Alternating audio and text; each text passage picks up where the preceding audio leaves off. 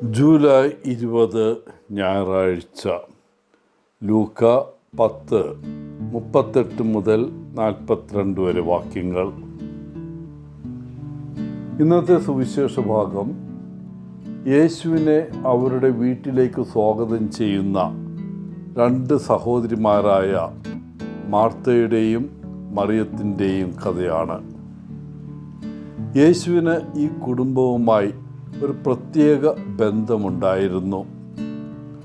അവരുടെ സഹോദരനായിരുന്നു ലാസർ. ജെറുസലേമിൽ നിന്ന് ഏകദേശം 2 മൈൽ അകലെയുള്ള ബഥാന്യ ഗ്രാമത്തിലാണ് ഈ മൂവരും താമസിച്ചിരുന്നത്.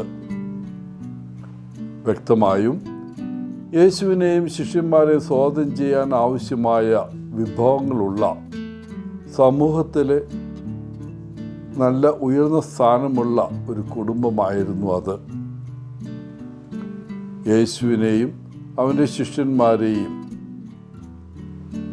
ഭക്ഷണവും വിശ്രമവും നൽകി പരിപാലിക്കുവാൻ മാർത്ത വളരെ തിരക്കിലായി. മറുവശത്ത് മറിയം അവൻ്റെ കാൽക്കലിരുന്ന് അവൻ പറയുന്നത് ശ്രദ്ധയോടെ കേട്ടു. തന്നെ സഹായിക്കാൻ മറിയത്തിനോട് പറയണമെന്ന് മാർത്ത യേശുവിനോട് ആവശ്യപ്പെട്ടു. എന്നാൽ യേശു പല കാര്യങ്ങളിലും അവൾ എത്രമാത്രം വിഷമിക്കുന്നുവെന്ന് ആർദ്രമായി അവളെ ചൂണ്ടിക്കാണിച്ചു.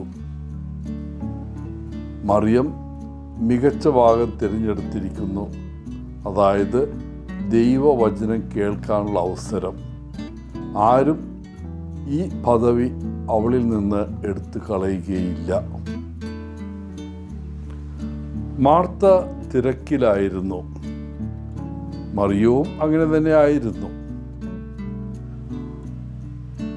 നമ്മൾ നോക്കേണ്ടത് എന്ത് ചെയ്യുന്നോ അതിൽ ശ്രദ്ധ കേന്ദ്രീകരിക്കുക എന്നതാണ്. മാർത്ത സജീവവും പ്രായോഗികവാദിയുമായിരുന്നു. അതേസമയം മറിയം ധ്യാനാത്മക ആയിരുന്നു. 2 സഹോദരിമാർക്കും പരസ്പരം ആവശ്യമുണ്ട്.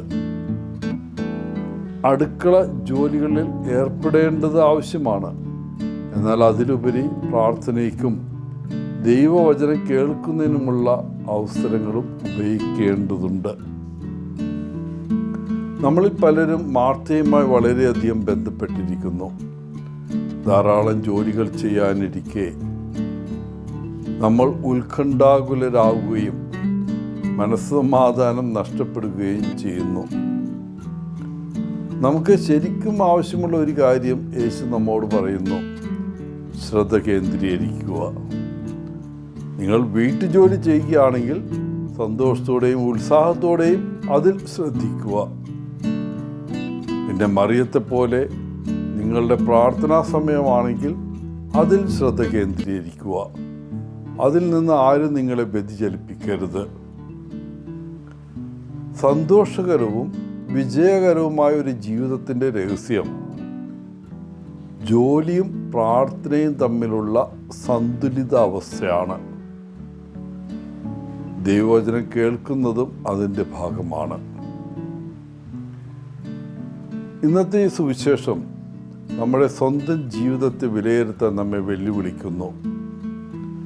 ദൈനംദിന ജോലികളിലും ഉത്തരവാദിത്തങ്ങളിലും തളർന്നിരിക്കുന്ന മാർത്തയെ പോലെയാണോ നമ്മൾ, അതോ മറിയത്തെ പോലെ യേശുവിൻ്റെ കാൽക്കലിരുന്ന് അവൻ പറയുന്നത് കേൾക്കാൻ സമയം കണ്ടെത്തുന്നവരാണോ? എല്ലാവർക്കും നല്ലൊരു ദിനം ആശംസിച്ചുകൊണ്ട് ഒത്തിരി സ്നേഹത്തോടെ പോളച്ചൻ, CSSR ഫ്രം കേരള.